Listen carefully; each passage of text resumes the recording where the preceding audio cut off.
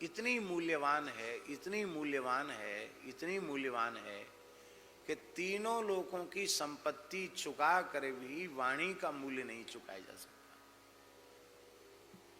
इतनी मूल्यवान वाणी, और इतनी मूल्यवान वाणी को हम लोग कितना नष्ट करते हैं।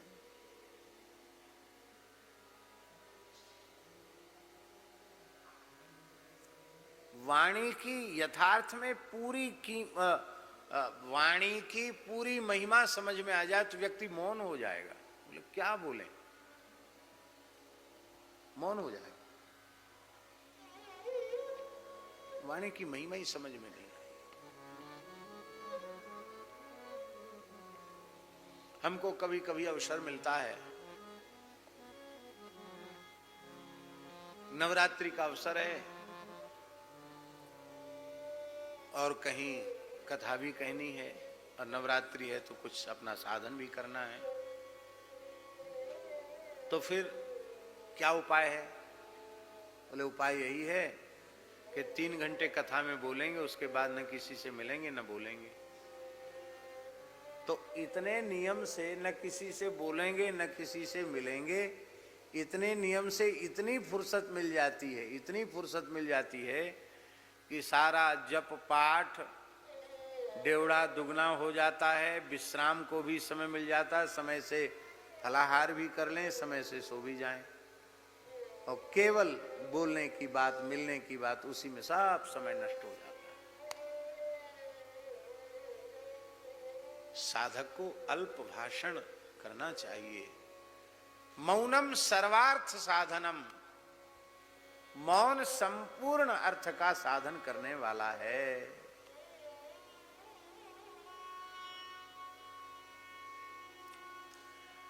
प्राचीन परंपरा जो थी उपदेश की,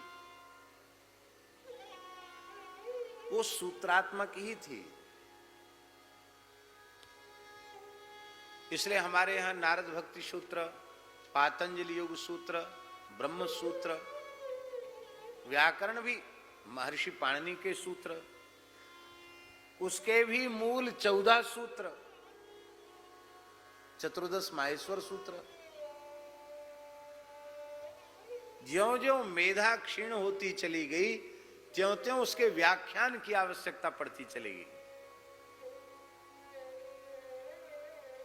आरंभ में तो सूत्रात्मक भी उपदेश नहीं था, एक अक्षर बोल दिया उपदेश मिल गया।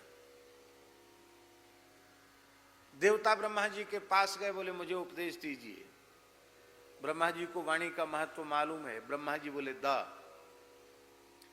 इति। दैत्य दानव पहुंचे, बोले ब्रह्मा जी हमको भी उपदेश दीजिए। ब्रह्मा जी बोले द इति। मनुष्य पहुंचे, महाराज हमको उपदेश दीजिए। ब्रह्मा जी बोले द इति। तीनों को द कहा, समझे? देवता बोले महाराज समझ गए। क्या समझे? बोले हम भोगी प्रकृति के हैं, पुण्य का भोग स्वर्ग में करते हैं, ज्यादा भोग करते हैं, पुण्य क्षीण हो जाते हैं, फिर हमको नीचे गिरना पड़ता है और दैत्यों से पराजित होना पड़ता भोग के कारण। इसलिए आपने हमको सलाह दी है कि द माने इंद्रियों का दमन करो। हम बिल्कुल ठीक समझे।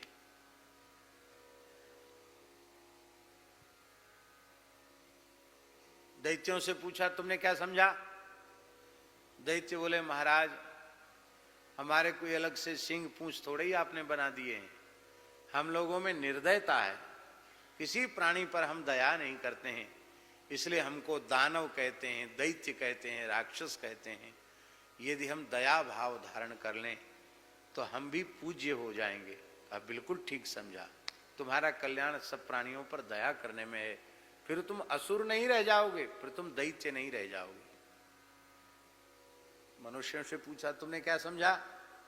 मनुष्यों ने कहा महाराज हमने यही समझा कि मनुष्य यह जानता है कि सब कुछ नष्ट हो जाने वाला है, पूरी कौड़ी भी साथ जाने वाली नहीं है।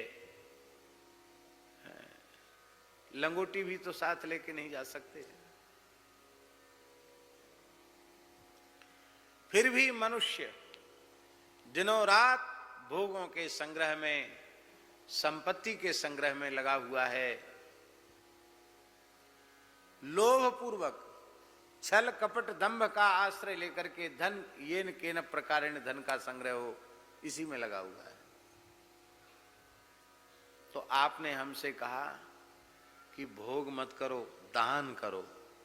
द माने दान, माने तुम्हारे व्यवहार से परिवार, तुम्हारे अपने और अपने परिवार के, कुटुंब के व्यवहार से जो भी कोई वस्तु पदार्थ अधिक है, उस वस्तु पदार्थ को जो अभावग्रस्त प्राणी हैं, जिन्हें उसकी आवश्यकता है और उपलब्ध नहीं हो रहा है, उनको आप दो। इसी का नाम दान है। दान दो प्रकार का होता है।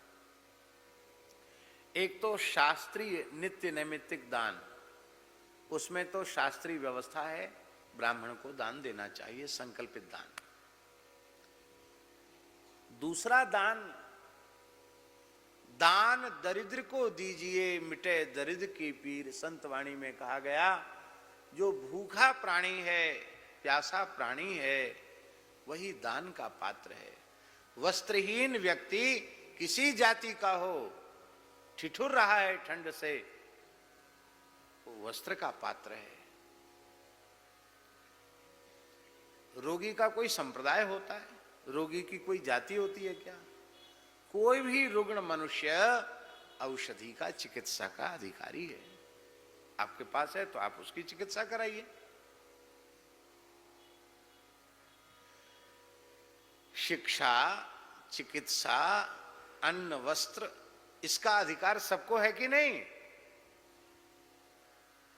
आपके अपने भोगने से ज्यादा है और दूसरों के पास बिल्कुल भी नहीं है, आप उनको दीजिए। इसी का नाम दान। मनुष्य का कल्याण इसी में है। प्रगट चार पद धर्म के कलिमहु एक प्रधान, ये न केन विधि दीने दान करे कल्याण।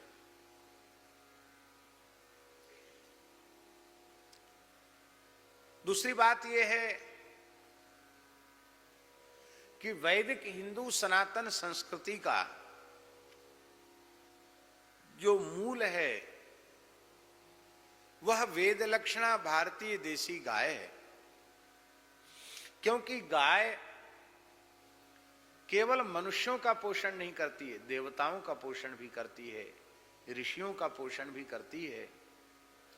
और केवल देवता, मनुष्य, ऋषि इनका ही पोषण नहीं करती है, संपूर्ण प्रकृति का पोषण करती है, संपूर्ण पर्यावरण का पोषण करती है। स्वयं धरित्री है, वो धारण करने वाली है। इसलिए धरती माता का जो आधिदैविक स्वरूप है वह गाय का ही है। इसलिए गाय और पृथ्वी में अभेद है। जैसे धरती ने सबको धारण कर रखा है, ऐसे ही गो माता ने सबको धारण कर रखा है। गाय न होती तो ये सृष्टि न होती। इसलिए गो सेवा करना ये धर्म है। हमारे महाराज जी कहते थे, भक्तमाली जी महाराज जी कहते थे, पंडित जी, और सब कार्य अपनी सामर्थ्य के अनुसार करने चाहिए, पर गो सेवा सामर्थ्य से अधिक करनी चाहिए। और सब काम अपनी सामर्थ्य से करो, गो सेवा सामर्थ्य से अधिक करो। तो पहले उपदेश की पद्धति सूत्रात्मक थी। हम तो केवल इतना निवेदन कर रहे हैं कि पहले उपदेश की पद्धति सूत्रात्मक थी। क्यों थी? क्योंकि उन आचार्यों को वाणी का मूल्य मालूम था, इसलिए वे ज्यादा से ज्यादा मौन रहते थे। इसलिए एक विशेष लक्षण है साधक का, अल्प भाषण। अल्प भाषण का अर्थ ये नहीं है कि अपने से बड़े कुछ पूछें तो कुछ बोलना नहीं, अपने से बड़े पूछें तो उत्तर देना, जरूर उत्तर देना चाहिए। नहीं उत्तर देंगे तो अवज्ञा होगी, उत्तर देना चाहिए। व्यर्थ में जो बात करने का कोई मतलब नहीं है, ऐसी बातें नहीं करना। बहुत से लोग मौनी तो हो जाते हैं, पर जवान से जितना बोलते उससे ज्यादा लिखते हैं वो। अरे भाई, फिर मौन होने का क्या मतलब है? हूं करेंगे, ज्यादा से ज्यादा लिखेंगे, समझ में नहीं आएगा तो फिर गुस्सा भी करेंगे कि हमारी बात समझता क्यों नहीं है।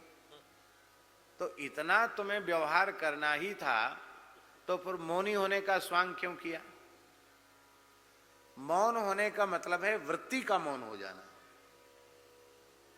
आवश्यक हो तो लिखने की आवश्यक तो लिखो, लेकिन दिन भर लिखते ही रहो तो मुंह से न बोलने का क्या मतलब हुआ? इसलिए जिह्वा से भगवत गुणगान करना, खूब कीर्तन करना, गीता भागवत रामायण का उच्चारण पूर्वक पाठ करना, बाकी परनिंदा पर चर्चा न बोलना, इसी का नाम है मौन, इसी का नाम है अल्प भाषण, कम बोलना।